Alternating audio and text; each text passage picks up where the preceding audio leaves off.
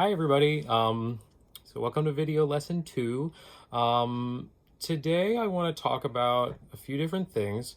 The first is I want to sort of debunk a couple of like singing health sickness type myths that can sort of get spread around. The inspiration for this comes from an article that I found. It was a WikiHow article. I know I showed a couple of you this, but it was on how to sing extreme death metal vocals, which is something I researched in school, so I came across this there. And so one of those things that they said to do that's good for warming up your voice is to make this like saline solution and to gargle that, and that's supposed to help your throat. And so that, first of all, in terms of singing, that is false. That will not help you at all. Any sort of gargling solution is not going to make any difference in your actual vocal tract. It will, the only thing that gargling can do is provide a source of resistance for your air. But other than that, like having any sort of salt in there or whatever is not going to be able to touch your vocal fold. It's not going to be able to make any sort of change vocally. So yeah, don't do that and expect any sort of vocal improvements. The second thing that I have heard a lot that was mentioned in this article was that you can use these like slippery elm lozenges or any sort of cough drops, and that's supposed to like, you know, ease your throat or soothe or whatever. And similarly, just because of the anatomy, you can't have any of those lozenges make any difference in your vocal folds. The only way that those things would be able to touch that is if you somehow inhaled that across your folds, which obviously we don't want to do. So any sort of oral, you know, lozenge or gargling solution or anything, none of that's going to make any difference in your voice. So that was just a thing that I'm sure most of you know this, but I figured, you know, we can dispel a couple myths just to start off. And so then I sort of want to move into this topic that I think is important for all of us right now, and that is, how do we sing when we don't want to annoy everyone around us, or when maybe we just don't want to make a ton of sound. And so there's a couple of ways that we can do this. A lot of them will fall under this greater category of SOVT, which stands for semi-occluded vocal tract.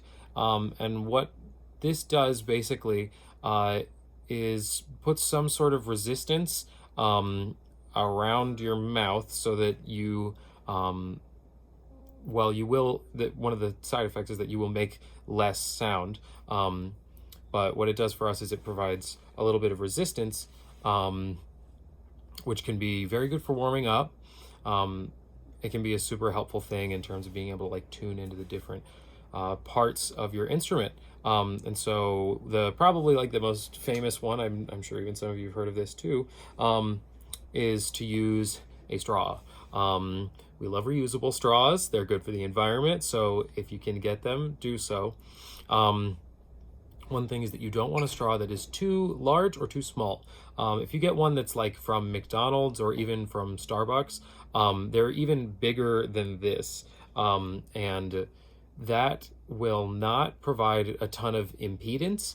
At that point, just because of how large it is, you might as well just make a tight ooh with your lips rather than going with one of those straws, because it won't make a huge difference.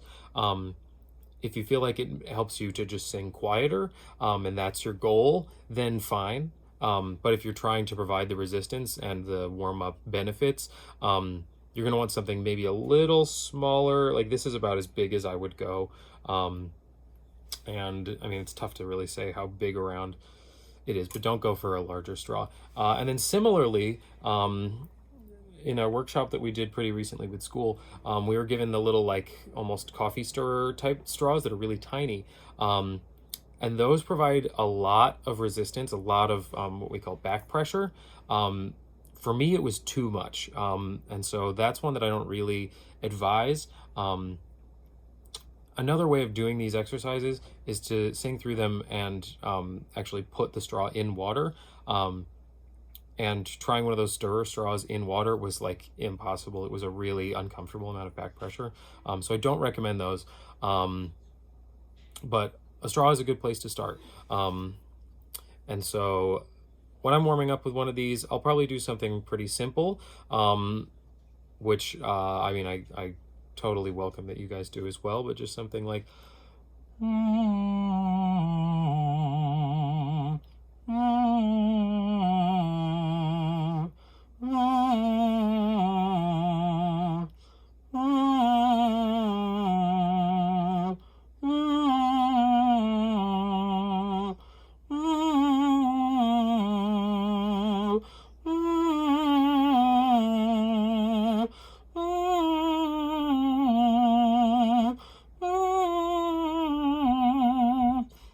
perfect, but yeah, this is a good thing to try. Just it'll tell you a lot about how much air you really need sometimes, a lot of the time, honestly, and it'll get you sort of attuned to maybe some of your abdominal muscles, things that help with your breath. So then another thing that you can do is you can take something like a scarf, which I learned from a teacher at CU Boulder. His name is Andrew Garland. He's also a pretty well-known alum of UMass Amherst. And he said that he would see, because when you're at a school, you're seeing all these kids do all their auditions, and everyone's sort of walking around the halls sort of like going, ooh, ooh, just like doing these little exercises. But they do them so quietly that they're not really doing you all that much good. It's just sort of psychologically to make you feel like you're warming up. And so he suggested, especially because it's Boulder and in Colorado, it's very cold, especially during the audition season. So he's like, everyone's walking around with a scarf anyway, because that's the singer thing to do. And so you might as well just take your scarf and sort of, I like to make it into a kind of like ball type shape, a loose sort of like ball. And then you can hold that up to your face. And as long as you're not like suffocating yourself and really pushing it in, as long as you're not doing something like that, you can sing into this and it'll catch a lot of that sound. You can use something else too. I'm sure you can imagine singing into a pillow wouldn't make a lot of sound. I just think that probably is going to provide a lot of resistance. But anything that you can do, really. I've just found this sort of scrunched up scarf method to work a lot. And you'll see if I do that exercise that I do with the straw, just...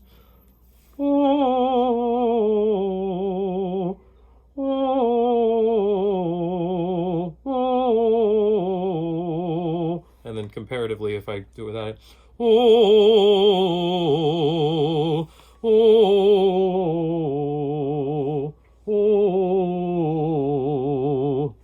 now it's not going to eliminate all my sound, of course, but it's going to at least bring it down to a point where you can sing way more fully without having to feel like, well, you won't have any reservations about your sound if you're able to sort of bring the volume level down. So I found that to be really helpful in these low volume environments where you don't want to be making too much sound. So yeah. Now I just want to sort of do just a couple little warm-ups. Just nice stuff to get your voice moving. And then I've made another sight reading video, or I'll be making another sight reading video. I've already put up the sheet music for it in the Google Drive folder. This one, I only made one version with solfege on it. Again, if you're not comfortable with solfege, you don't have to use it, but I wrote it in for those who want it. I'm hoping that someday down the line, I can stop writing it in and we can maybe do it without needing to read the actual syllables. That would be super cool. So, but for now, we'll just warm up and then get into that. So the one warm up that I really wanted to do today, it's sort of an extension of like my trusty exercise where I would normally just go si sa sa. And this is just it's really similar, really close. We're just going to change the C to a few of these voiced consonants. So we'll do it on Z and V instead of S. This is something that will let us feel that through these voiced consonants, we can really sing through them. I am positive this is something that Josephat or Susan has covered before, but I think it's a really good reminder that we can sing through our voiced consonants. So I just want to run through some of this as a warm-up, and then we'll do maybe some sight reading. So for today, as I mentioned last week, I don't have a keyboard of my own, so today's pitch reference will come from my guitar. Let's start maybe on a B flat. So we'll go Vive va,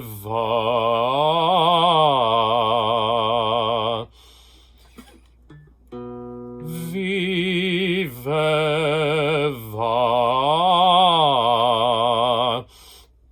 And those of you that actually are really acutely tuned in, I am trying my best to keep a bright ah, rather than a sort of like aw.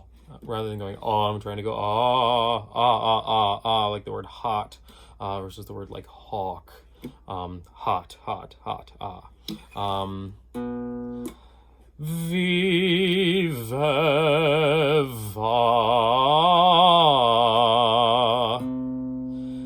vive va, zizaz.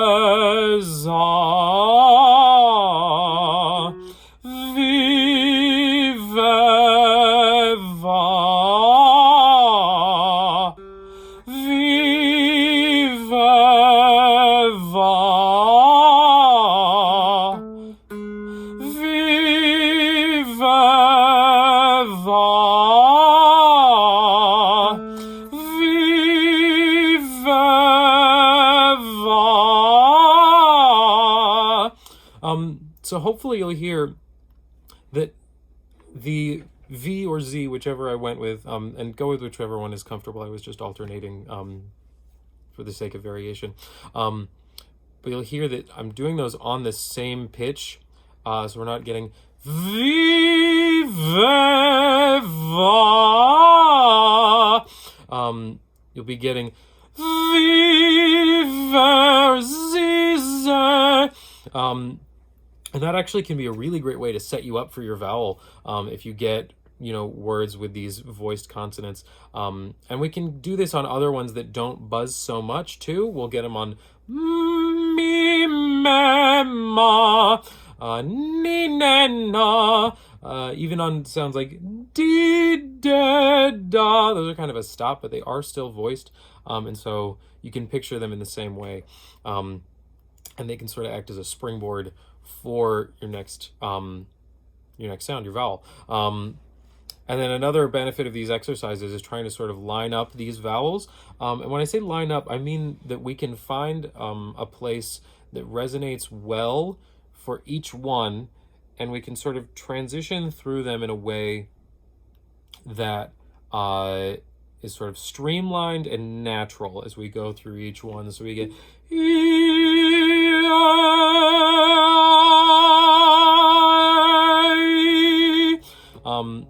so that they're not so maybe compartmentalized, so that we're not going but can keep us nice and resonant, and that's just sort of the sound that we're going for. So I'll stop this here, and I'll start a separate video for sight reading practice number 2. So great, check that out too. Thanks everyone.